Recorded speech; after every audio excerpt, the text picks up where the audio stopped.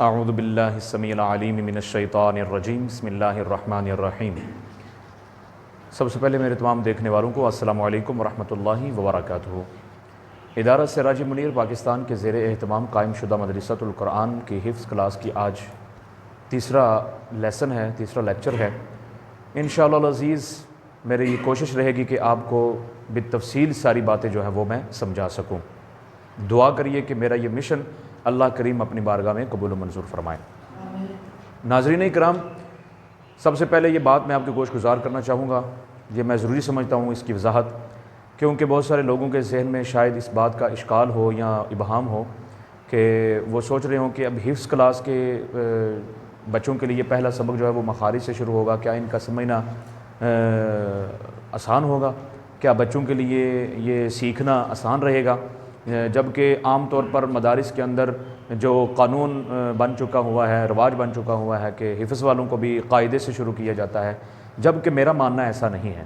میں یہ کہتا ہوں کہ جو ناظرۃ القرآن پڑھنے والے حضرات ہیں ان کو قاعدہ شروع کروایا جائے، ان کو اس قابل بنا دیا جائے کہ وہ قرآن کریم کو صحیح تلفظ کے ساتھ پڑھنا سیکھ سکیں یا جان سکیں، پڑھ سکیں۔ ناظرین کرام، یہ ایک تو پہلی بات یہ ہے کہ حفظ والوں کے لیے تجوید و قرات کا کورس مختص کیا جائے اور ناظرۃ القرآن والوں کے لیے قاعدہ مختص کیا جائے۔ کوئی بھی قاعدہ ہو جس کے اوپر آپ مطمئن ہیں وہ قاعدہ آپ سٹارٹ کر سکتے ہیں۔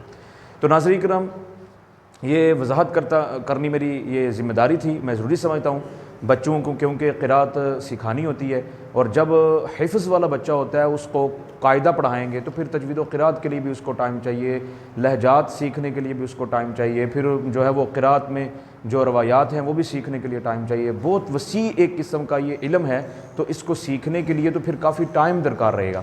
تو اس لیے ان بچوں کو ظاہر عصری تعلیم بھی حاصل کرنی ہوگی، تو پھر ان کا ٹائم بچانے کی خاطر جو ہے وہ ہم ان کو حفظ کے ساتھ ہی تجوید کورس کروا رہے ہیں، تاکہ بچے حفظ کے ساتھ ساتھ ایک ماہر قاری جو ہیں وہ بن سکیں۔ ناظرین اکرام، جیسے کہ پہلے آپ سن چکے ہیں، 3 مخارج ہم نے ذکر کر دیے ہیں۔ آج جو ہمارا تیسرا لیسن ہے، لیکچر ہے، اس میں ہم 3 اور مخارج کا ذکر کریں گے، اور چوتھا جو ہمارا آج کا مخرج ہے وہ ہے اقصائے لسان۔ وہ کیا ہے؟ اقصائے لسان۔ اقصائے لسان، کیونکہ اس مخرج کا تعلق زبان کے ساتھ ہے، تو آئیے دیکھتے ہیں کہ زبان کی تفصیل کے بارے میں ائمہ اکرام، قراء اکرام کیا فرماتے ہیں۔ تو یاد رکھیے، لسان عربی زبان کا لفظ ہے، اور اسے عربی میں لسان کہتے ہیں اور اردو میں اسے زبان کہتے ہیں، یعنی زبان کو عربی میں لسان اور لسان کو اردو میں زبان کہتے ہیں۔ تو زبان، اس میں 10 ایسے مخارج ہیں، 10 مخارج پائے جاتے ہیں۔ لسان کے اندر 10 مخارج پائے جاتے ہیں۔ بولیے ذرا، لسان کے اندر کتنے مخارج پائے جاتے ہیں؟ 10 مخارج پائے جاتے ہیں۔ اور حروف کتنے ادا ہوتے ہیں؟ 18 حروف ادا ہوتے ہیں۔ کل حروف تہجی کتنے ہیں؟ 29۔ مخارج کی تعداد کتنی ہے؟ 17۔ جو امام خلیل بن احمد فراہیدی رحمۃ اللہ تعالیٰ کے نزدیک ہے وہ کتنی ہے؟ 17۔ کتنی ہے بولیے؟ 17۔ 17 میں سے آپ نے جو ہے وہ 3 مخارج حلق والے پڑھ لے، وہ حروف جن کا تعلق حلق کے ساتھ تھا۔ اب آگے وہ حروف آ رہے ہیں جن کا تعلق صرف زبان کے ساتھ ہے۔ آج میں صرف آپ کو یہی بتاؤں گا ان حروف کے متعلق جن کا تعلق صرف کس کے ساتھ ہے؟ زبان کے ساتھ ہے۔ تو پیارے بچوں، دیکھیے، چوتھا مخرج جو ہے وہ اقصائے لسان ہے، 5واں مخرج اقصائے لسان ہے، اور 6واں مخرج وسط لسان ہے۔ اب پہلے میں، چوتھے اور 5ویں میں فرق کیا ہے؟ فرق یہ ہے، جیسے ہم عام قاعدہ میں پڑھتے ہیں زبان کی جڑ اور تالو کا سخت حصہ، زبان کی جڑ اور تالو کا نرم حصہ، تو کہتے ہیں اقصائے لسان زبان کی جڑ اور مقابل کے تالو کا نرم حصہ جو قوے سے ملا ہوا ہے، اس سے کون سا حرف نکلتا ہے؟ قاف۔ اور اقصائے لسان اور مقابل کے تالو کا سخت حصہ جو منہ کی جانب ہے، اس سے کتنے حرف نکلتے ہیں؟ 1۔ کون سا؟ کاف۔ اب میں نے پریکٹیکلی اس کو ایک نقشہ بنایا ہے تاکہ میں مزید آپ کو سمجھا سکوں، دیکھنے والوں کو۔ قرآن سیکھنے والوں کے لیے یہ بہت زبردست قسم کا انشاءاللہ لیکچر ثابت ہوگا، بشرطے کہ اگر آپ اس کو پورا دیکھتے ہیں۔ دیکھیے، یہ اوپر والے دانت ہیں، یہ نیچے والے دانت ہیں۔ جب آپ منہ کھولتے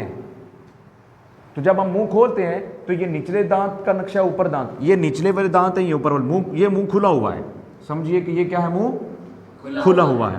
تو اب یہ منہ کا یہ جو اندرونی حصہ ہے، یہ جو اوپر والا حصہ، اسے تالو کہتے ہیں۔ اسے کیا کہتے ہیں؟ تالو۔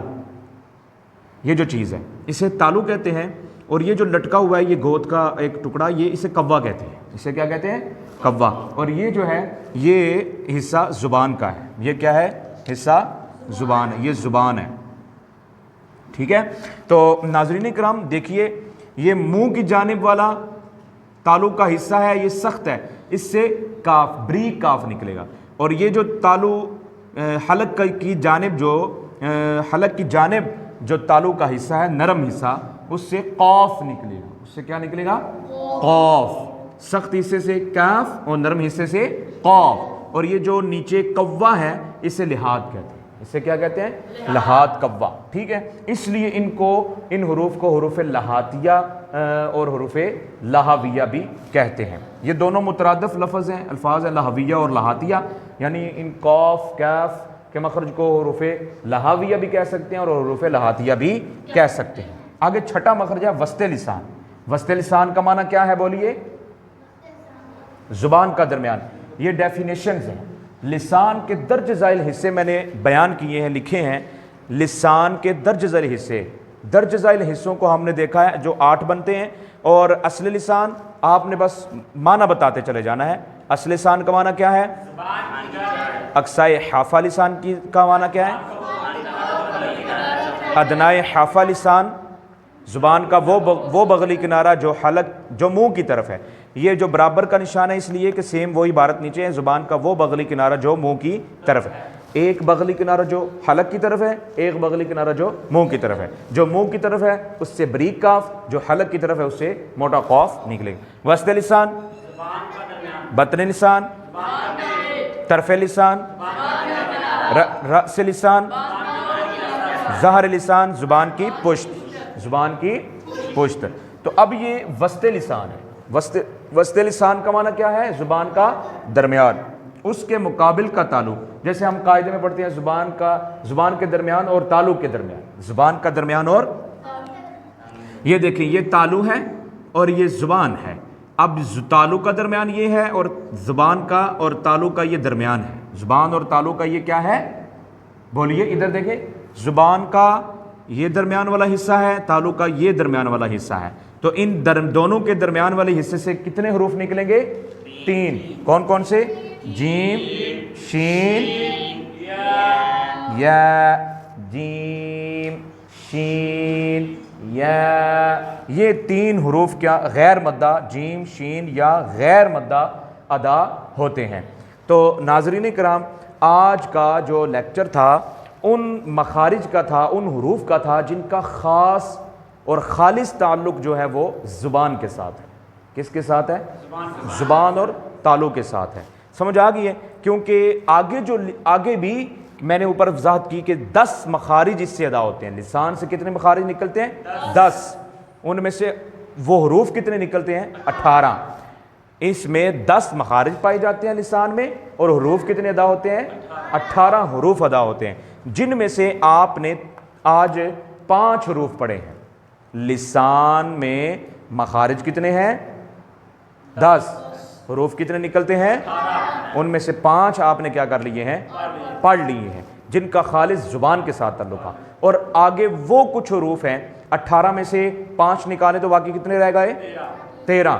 تو 13 اب حروف جو ہیں وہ آگے وہ آئیں گے جن کا تعلق زبان کے ساتھ بھی ہوگا اور دانتوں کے ساتھ بھی ہوگا۔ کیا ہوگا؟ انشاءاللہ العزیز ہم چوتھے لیکچر میں اس کو بیان کریں گے، وہ حروف جن کا تعلق زبان کے ساتھ بھی ہیں اور دانتوں کے ساتھ بھی ہیں۔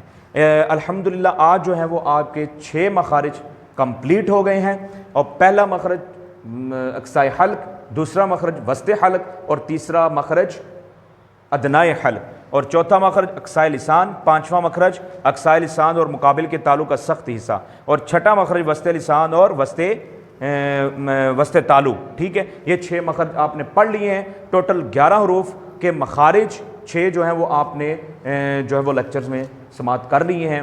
انشاءاللہ العزیز مزید آگے یہ مشن ہمارا بہت بڑا ہے تعلیم القرآن کا، انشاءاللہ ہم ان کو بہت آگے لے کر جائیں گے۔